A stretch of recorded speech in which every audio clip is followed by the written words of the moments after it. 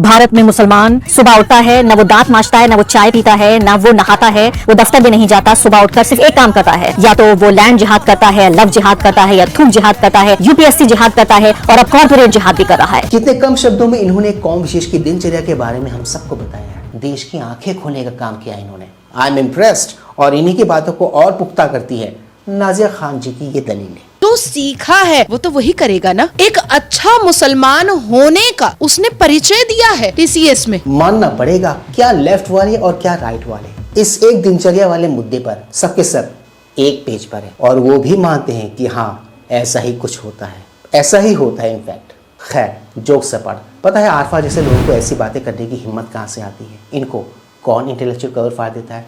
इनको intellectual cover fire देते हैं ये लोग। एंड पता है उन्होंने मुझे बताया कि नमिता तुम हेल्थ के बारे में इतना बताती हो, do you know the health benefits of नमाज एंड इट्स ट्रूली इनक्रेडिबल। इनकी बातों को सुनकर मुझे एक पल के लिए ऐसा लगा जैसे कोई चिकन KFC को डिफेंड कर रहा। एनीवेज, ऐसी बातें कर लेने के बाद ये सोचती है कि ऑनलाइन को भर भर के प्यार मिलेगा। इनको मिल तो रहा है भर भर के ऑनलाइन, पर प्यार नहीं, गालियाँ। अब इन गालियों को देखकर सुनकर मैडम ने अपना एक्टिवेट कर लिया है विक्टिम कार्ड। पिछले 3 हफ्ते से मुझे लोग रट्टी बुला रहे हैं नॉन स्टॉप, और मेरी डार्लिंग मॉम को भी गंदे गंदे नाम दे रहे हैं। For what? For making a reel on the health benefits of नमाज। सीधी सी बात है दोस्तों, जितना विक्टिम कार्ड प्ले करोगे ना, स्क्रूटनी उतनी ही ज्यादा होगी, और हो भी रही है। एनीवेज, इनकी तो ऑनलाइन स्क्रूटनी चल रही है। अब इस लिस्ट में एक और नाम जुड़ गया है, इन्हीं के कबाल के एक और मित्र का। किसने एक बात एकदम सही कही है, बुरी संगति में अगर आप रहोगे तो उस बुरी संगति का असर आप पर भी पड़ता है। Do some companies have an anti-Hindu bias is also a question that is being raised very extensively on social media, and it's no longer confined to any one company. What began as a shocking allegation of harassment and forced religious targeting in one company has now put multiple other companies under public scrutiny.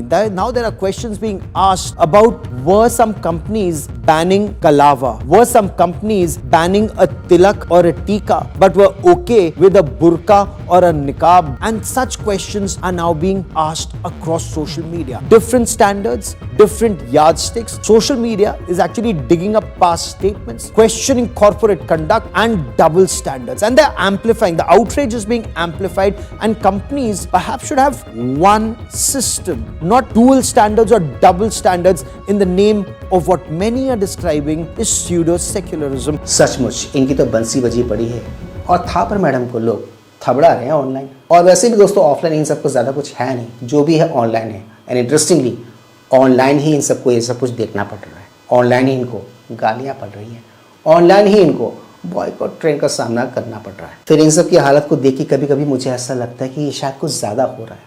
फिर सोचता हूँ कि बीच बीच में scrutiny होती रहनी चाहिए ताकि check and balances बने रहें। Please like, share, subscribe and high पर यूट्यूब चैनल, ताकि हम ऐसे कंटेंट्स बनाते रहें और हमारा ये कंटेंट ज़्यादा से ज़्यादा लोगों तक पहुँचे। तो दोस्तों ज़्यादा वक्त न गवाते हुए let's go back to the topic then. कौम की खिदमत करने का जज्बा एक इंसान से क्या क्या नहीं करवा सकता है, क्या क्या नहीं करवाता है, उसी के एक सैंपल हमने हालिया एक वीडियो में देखा। आरफा खानम जी के वीडियो में वो भी कौम की खिदमत करते हुए नजर आए, उनके फेवर में नैरेटिव बनाते हुए। भारत में मुसलमान सुबह उठता है, न वो दांत मांजता है, न वो चाय पीता है, न वो नहाता है, वो दफ्तर भी नहीं जाता। सुबह उठकर सिर्फ एक काम करता है, या तो वो लैंड जिहाद करता है, लव जिहाद करता है, या थूक जिहाद करता है, यूपीएससी जिहाद करता है, और अब कॉर्पोरेट जिहाद भी कर रहा है। भारत के जो टॉप मोस्ट कॉर्पोरेट हाउसेज हैं वहां जाकर पहले पढ़ता लिखता है, फिर वहां नौकरी हासिल करता है, और फिर वहां उन दफ्तरों में जो काम करने वाली लड़कियां हैं उनका धर्म परिवर्तन करता है। सिर्फ प्रेम करता है, प्रेम करने के बाद उनके साथ यौन संबंध बनाता है, यौन संबंध बनाने के बाद उन्हें ब्लैकमेल करता है, और ब्लैकमेल करने के बाद फिर उनका धर्म परिवर्तन। तो सुन ली ना आपने इनकी दलीलें। इनके हिसाब से केरला स्टोरी या केरला फाइल्स टाइप की जो मूवीज है ना, वो प्रोपेगेंडा है, वैसा कुछ होता ही नहीं है। ग्रूमिंग गैंग शब्द एक मनगढ़ंत कहानी है, एक मनगढ़ंत शब्द है जिसको इस देश के बहुसंख्यक ने गढ़ा है। जी हाँ, ऐसे नैरेटिव फैलाते हुए नजर आती हैं। अब जिनको ये डिफेंड कर रही है वो लोग कितने दूध के धुले हुए हैं, वो तो इनकी इन बातों को सुनकर आपको अंदाजा हो जाएगा कि वो कैसी सोच रखते हैं।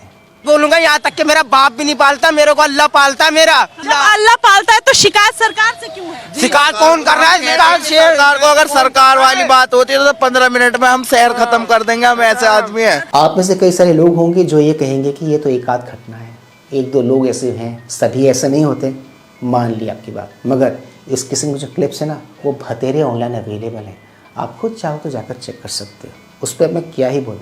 उसके बाद आप डिसाइड करो कि ये एक दो लोग हैं या एक बहुत बड़े चंक की मानसिकता ऐसी ही। प्रॉब्लम सिर्फ इतना नहीं है कि उसने लव जिहाद किया या उसने वर्क प्लेस में सेक्सुअल हैरेसमेंट किया या उसने टाटा जैसी बड़ी कंपनी में उस इतने बड़े बड़े चेयर और इतने बड़े बड़े एनुअल इनकम लेकर के वो इतना बड़ा क्राइम किया। वो अपने मजहब का काम कर रहा था भाई, वो एक अच्छा और सच्चा मुसलमान होने का सबूत दे रहा था। जो सीखा है वो तो वही करेगा ना। एक अच्छा मुसलमान होने का उसने परिचय दिया है टीसीएस में। क्या असदुद्दीन अवैसी कभी टोपी पर टीका लगा करके जागरण में गया? क्या असदुद्दीन अवैसी किसी हिंदू को खुश करने के लिए हिंदू की पूजा पद्धति में बैठा? नहीं, वो कट्टर है। कि नासिक पुलिस को 2022 से 2026 कैसे लग गया भैया डिकोड करने में? पहले नासिक, एमएनसी, फिर अमरावती और उसके बाद अब एक और नई जगह से खबर आ रही है कि वहां पर भी एक बंदा एनजीओ के नाम पर कुछ तो भी चला रहा था और वहां पर वो धर्मांतरण का काम कर रहा था। उसको पुलिस ने उठा लिया है। जी हाँ, अब जब इस किस्म की घटनाएं सामने आएंगी तो रिएक्शंस भी तो देखने को मिलेंगे ना। मिल रहा है, आ रहे हैं रिएक्शन। इस पे जो हुआ है टीसीएस में 4 साल से ये काम चल रहा था। 4 साल से महिलाओं पे उत्पीड़न हो रहा था। जब police inspectors, women police officers disguise में गई, तब जाकर पता चला कि जो वो आरोप लग रहे थे उसमें सत्यता थी। तब जाकर एफआईआर दर्ज हुए हैं। 9 से अधिक महिलाओं ने इसके ऊपर आरोप लगाया है। तो इस तरीके से धर्म चेंज करने की कोशिश करना, इन्फ्लुएंस करने की कोशिश करना, रिलेशनशिप बनाना और फिर उनको स्लैंडर करना, ये कहाँ तक सही है?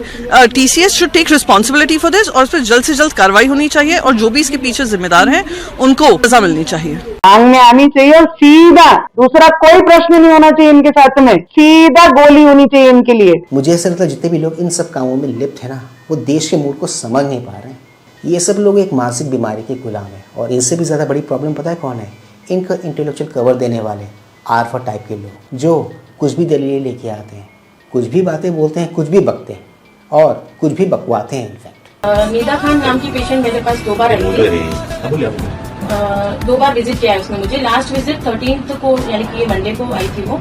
उसका कहना था कि वो ऑफिस में जाती है तो ट्रैवलिंग के दौरान उसको तकलीफ होती है, पेट में दर्द है, थोड़ा रेस्ट चाहिए। ये उसको ना हमारा मजहब है ना पसंद था, इस्लाम। तो बार बार मेरे लड़के से पूछती थी कि तुम्हारा मजहब अच्छा है, नहीं क्या ड्रेस पहनते वो करते। तो उसका फ्रेंड था उसका, तो नॉर्मली बात चलती थी उनकी। सुनने में आ रहा है कि नासिक एमएनसी मामले में जिस एचआर का नाम सामने आया था, उसने अरेस्ट से बचने के लिए बेल की अर्जी दी थी प्रेगनेंसी के ग्राउंड पर। अब खबर ये है कि उनकी जो बेल प्ली थी वो रिजेक्ट हो गई है, वो रिजेक्ट कर दी गई है। ये जितने भी कट्टरपंथी मानसिकता रखते हैं ना, इन सबको मेरी एक ही सजेशन है, इन सबको मेरा एक ही कहना है, चुपचाप इन चाचा का अनुसरण करो और देश में शांति के साथ रहो।